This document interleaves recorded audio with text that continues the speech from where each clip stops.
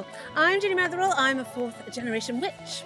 I'm back with my ever popular Almanac series looking at what witchcraft you can do on witch days and why throughout the month of July. As ever with these videos, what I like to do is to give you a general overview of the witchcraft trends that happen throughout the month of July. And then we'll get into the nitty-gritty day-to-day detail of what witchcraft you can do when and why throughout the month of July. So, with that said, let's start with my overview. July is, of course, named after the Roman Emperor Julius Caesar, who was born in this month. The Anglo-Saxons knew it as hay month or word month, both of which are to do with making hay month, and word month is weed month. It is the major harvest of the earth. We are making hay whilst the sun shines. We're also involved with a lot of preserving foods. July is when all our foodstuffs come to fruition, our runner beans and our peas and our strawberries and our this and all that. July is a busy month for this nation. We are preparing our winter stores. So as a result, there is very few trends that run throughout the month of July because everyone's too busy doing stuff, quite frankly. We haven't got time to go out and have a nice time doing a bit of connection with the divine.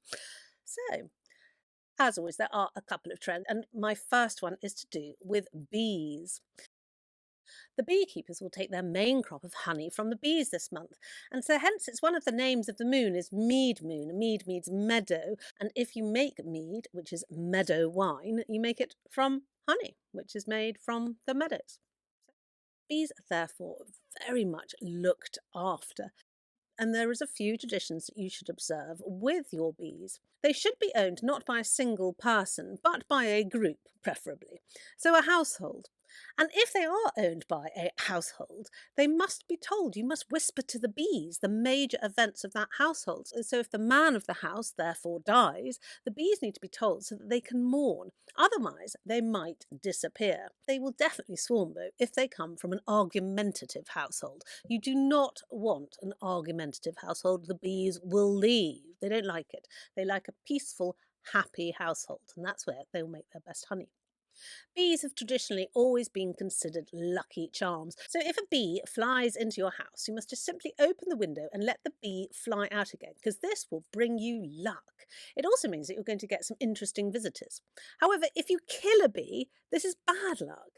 So, look after your bees. The traditional witchcraft bee charm was 3 bees tied up in a bag.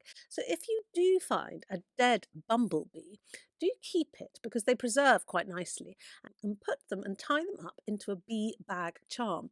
I used to have one, but I think it's fallen apart and I haven't got one now, but they were very famous and many witchcraft museums actually sell bee charms and they are rather beautiful and sweet, but these will bring you great luck and happiness. And of course, with this first crop of honey, you're going to make your mead, which is meadow wine. Mead is meadow in Anglo-Saxon. And mead is absolutely delicious. I thoroughly recommend it. I used to make it at university when I was younger and drink it, copious amounts of it. It was quite alcoholic. I used to dye it blue and red and things, for parties. But it's actually very delicious. It's rather like sherry, but nicer. Sort of not a sweet sherry. It's a dry sherry. It's a dry wine, but it is utterly lovely with hints of honey. It's gorgeous. Cannot recommend it highly enough. From the 3rd of July to the 11th of August, these days are known as the dog days of summer. Our hottest days are upon us. Because of the earth lag, even though the sun has passed its midway point of the year, we still are catching up with the warmer weather. These dog days are named after Sirius the dog star, who you can see between the 3rd of July and the 11th of August. Other cultures considered these days to be very inauspicious. They were sickening and dogs went mad and all sorts of other things happened. But in the Anglo-Saxon culture, we didn't. We believed these days to be the high point of the summer. The long, hot summer evenings where Sirius the dog star is in the sky are some of my favourite memories from childhood. These dog days swiftly pass. Enjoy them whilst you can, or make hay whilst the sun shines. After the excitement of midsummer and all the festivities that are happening then, July is a time for the slightly darker spirits. There are so many recorded stories of these in July. Jenny Greenteeth is a witch who lives in a ditch, and she pulls children into standing water to take them into her arms forever. The other spirit that you've got to beware of is Peg Powler. She lived in a river and would pull children to their doom. They're all terribly keen on children, these. It's something to do with wild swimming, and so children, were at risk. And then finally, there's Nellie Longarms, who would reach out from sludging water and grasp a child as they were passing, unattended, and pull them to the depths of their watery grave. So these are the traditional hags, and they're sort of river spirits, aren't they? Hanging around in the water. They're not very nice, so beware. The other water spirit that is out at this time is the merfolk. They also can lure sailors to their death, hence why that you should throw garlands of flowers and offerings to the sea to calm the merfolk. So if you're setting sail, make sure you make an offering to the spirits of the sea to ensure your safety. And lastly, for my introduction, because it's just the time of year for doing it, I'm going to talk about crop circles. I have nothing to say about crop circles apart from I'm obsessed, absolutely obsessed.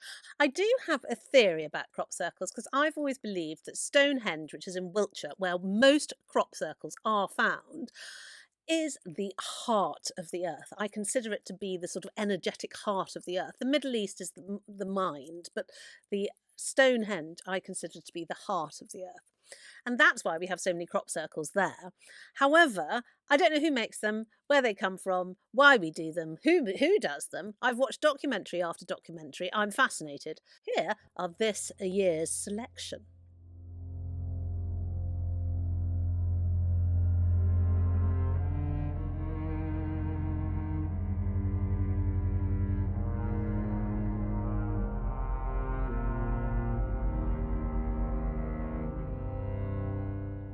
So that is my overview for July. And of course, now we're going to look at the nitty gritty day-to-day detail of what witchcraft you can do when and why. And we're going to start, as always, with the 1st of July. Now, this is a weather divination day. If it rains on the 1st of July, it's going to continue raining for the next 4 weeks. So watch out. July weather patterns are normally set by now, and so there is a chance that this might be true, which is a bit depressing, really, isn't it? The 4th of July, which, as every American knows, is American Independence Day, is also a Friday. There is a long standing tradition that the first Friday in July, which the 4th is, it will rain. So, for you poor Americans, it's going to rain on Friday. Take an umbrella with you, watch out. Now, I didn't know that there is an old tradition for American Independence Day where you should spit watermelon seeds. You have to choose a good variety, and black diamond, apparently, is a good variety to choose. And then you spit out the watermelon seeds as you're eating your watermelon and see how far you can get the seeds. It probably is to do with the fact that the more seeds that you eat, the more luck and the greater monetary advantages you're going to get for the coming year. It is interesting to note that the furthest that a watermelon seed has been spat was 22.9 metres, which is the length of a blue whale. I mean, it's huge. So if you can get further than that, you are Guinness Book of Records. The 5th of July is Old Midsummer Day. This was from when we changed from the Gregorian to the Julian calendar and lost 11 days. It is also a day beloved by Puck or Robin Goodfellow. Be careful because you can be misled by Robin Goodfellow as you're wandering around the countryside. But if you are, what I need you to do is to take off your coat, turn it inside out and put it back on again, because he will be so confused as to why you're doing this and amazed that he will let you go. The 10th of July is the night of the full moon. This full moon is known as the hay moon, the wort moon, and wort is herb, or mead moon, mead meaning meadow. This moon is in Capricorn, and I am a Capricornian, so this is one of my moons. I need to celebrate in this moon because everything I set about in my Capricorn new moon will now come to fruition in this Capricorn full moon. I'm also going to be very powerful at this full moon, and so I'm just going to be brilliant. I'm just going to do all the spells that I need to do for the year, and then I can sit on my laurels and do nothing. The 12th of July is when your hay should all be cut. The processing of the hay might not have finished, but it will have been cut. So between now and 1st of August, which is Lunasa or Lammas, you shouldn't marry. This is considered an unlucky time to get married in because we're so busy getting that hay in before it spoils that you should not marry. It is unlucky. So don't get married between now and the 1st of August. So you've got a 2-week period in July when the weather's at its finest, where you're not allowed to wed, which I personally think it's absolutely fine to get married now. The 20th of July is the day to find out whether your loved one is bewitched. And the way you do this is that you look directly into their eyes. And if you can see your own reflection in their eyes, they are fine. And if you can't, oh dear. Call me. I'm very good at unbewitching people. The 23rd of July is the day when hags might ride your horses and make them sweat all night and work them up, so they'll be no good for haymaking the next day. So what you would do is you would place a hag stone, because that prevents the hag from riding your horse, around the neck of your pony. You could also place the hagstone above your bed, and this will stop your nightmares. If you wear it around your neck, it will especially stop it. Now, this is a hagstone.